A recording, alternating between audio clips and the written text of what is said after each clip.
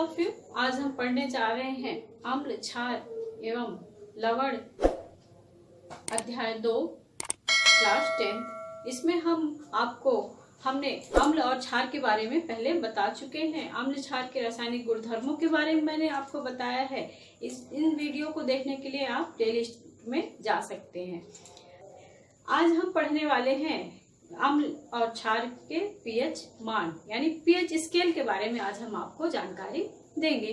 तो उसके पहले हम जानते हैं कि विलयन, तो प्रबल अम्ल। जब कभी हम अम्ल और क्षार के बारे में पढ़ते हैं तो हम सुनते हैं, अक्सर सुनने को हमको मिलता है कि यह प्रबल अम्ल है, यह प्रबल क्षार है, यह तनु अम्ल है, यह तनु क्षार है। तो आखिर ये प्रबल अम्ल और प्रबल क्षार या तनु अम्ल और तनु क्षार होते क्या हैं और इनका निर्धारण कैसे किया जाता है? तो तनु अम्ल या तनु क्षार किसे कहते हैं, आइए हम उसको बताते हैं।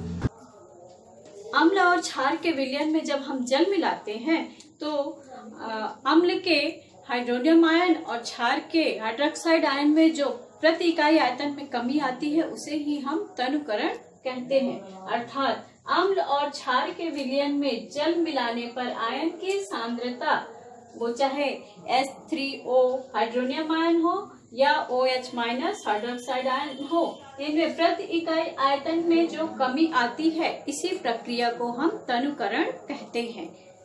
सांद्र विलयन, तो सांद्र विलयन ऐसा विलयन जिसमें प्रति इकाई आयतन में अधिक आयन हो। जो भी हमारा विलयन है उसमें हाइड्रोनियम आयन या हाइड्रोक्साइड आयन जो है वो अधिक हो, इनके आयन अधिक होते हैं तो एक ऐसा विलयन कहलाता है सांद्र विलयन कहलाता है। तनु विलयन प्रति इकाई आयतन में कम आयन, यानी जो हमारे पास विलयन है उसमें प्रति इकाई जो उनका आयतन होता है उसमें हाइड्रोनियम आयन या हाइड्रोक्साइड आयन की कमी होती है प्रति इकाई आयतन में, तो उसे ही हम कहते हैं तनु विलयन। अम्ल, कौन सा अम्ल प्रबल है, कौन सा अम्ल दुर्बल है, कौन सा अम्ल कौन सा क्षार प्रबल है या कौन सा क्षार दुर्बल है, इसका निर्धारण हम कैसे करते हैं? तो उसके लिए हमें जिस प्रकार से हमें बुखार आती है और हम बुखार को नापने के लिए एक थर्मामीटर का उपयोग करते हैं जिसके द्वारा हम देखकर बता सकते हैं कि किसी भी मनुष्य को कितनी बुखार है या उसके शरीर का कितना ताप है, उसी तरह से हम अम्ल और क्षार का दुर्बलता या प्रबलता को ज्ञात करने के लिए जिस स्केल का उपयोग करते हैं उसे हम पीएच स्केल बोलते हैं। किसी अम्ल या क्षार की प्रबलता या दुर्बलता ज्ञात करने के लिए जिस स्केल का हम उपयोग करते हैं उसे पीएच कहते हैं। पीएच स्केल का मान 0 से लेके 14 तक होता है। आइए हम स्केल के द्वारा आपको दिखाते हैं।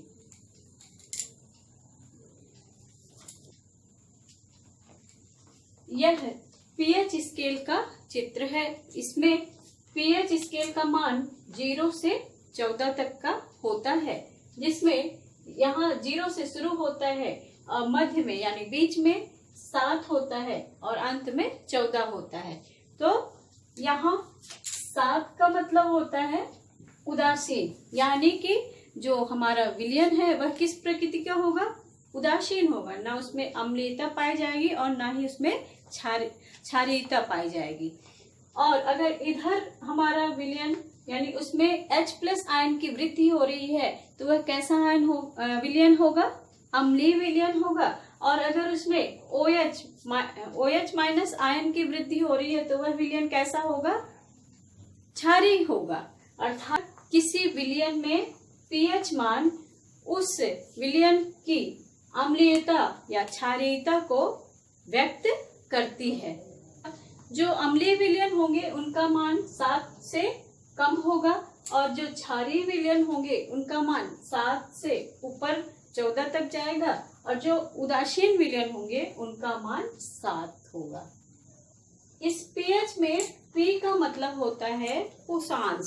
पुसांस एक जर्मन शब्द है और इसका अर्थ होता है शक्ति। अर्थात किसी विलयन में जब अम्लीयता बढ़ती है तो वह 7 से इधर 0 की तरफ चलता है और क्षारीयता बढ़ती है तो 7 से 14 तक बढ़ता है। उसी शक्ति को हम इंग्लिश में पावर बोलते हैं। तो P का मतलब पावर और H का मतलब होता है हाइड्रोजन, यानी हम पावर ऑफ हाइड्रोजन या पावर pH स्केल के नाम से जानते हैं।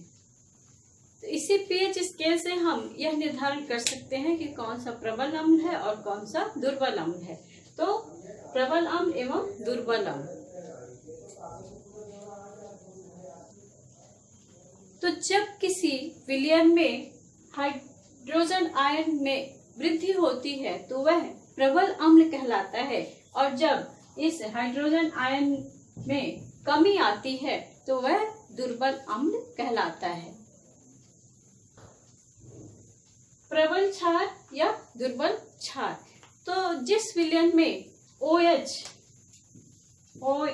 माइनस आयनों की संख्या अधिक होगी वह उतना ही प्रबल क्षार होगा, और जिस विलयन में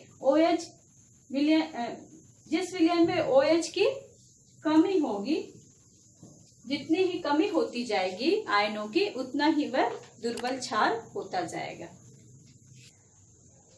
pH स्केल का हमारे दैनिक जीवन में भी बहुत महत्व होता है। वह चाहे पशु हो, पक्षी हो, इंसान हो या मानव हो या जल हो, वर्षा हो, इन सब में pH स्केल का बहुत महत्व होता है।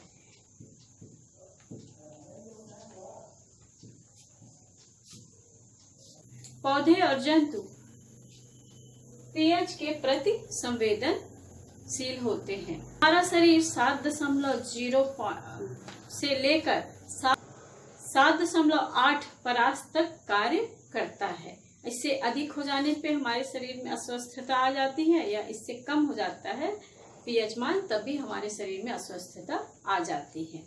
जीवित प्राणी एक निश्चित या संकीर्ण pH परास में ही जीवित रह सकते हैं।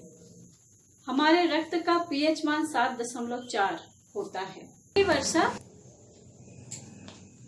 अगला जो है महत्व वह है अम्लीय वर्षा। तो अम्लीय वर्षा, जब वर्षा के जल में pH मान 5.6 से कम हो जाता है तो ऐसी वर्षा को हम अम्लीय वर्षा कहते हैं। अम्लीय वर्षा बहुत सारे हमारे जो इमारतें हैं, प्राचीन इमारतें हैं, ऐतिहासिक इमारतें हैं, उनको नुकसान पहुंचाती है। जैसे कि आगरा का जो ताजमहल है उसको अम्लीय वर्षा संक्षारण कर रही है और धीरे धीरे क्षरित हो रहा है।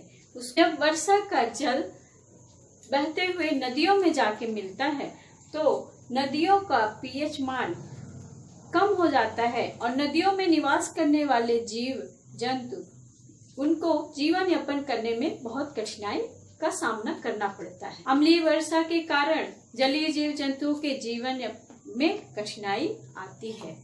हमारे पाचन तंत्र में pH का मान होता है।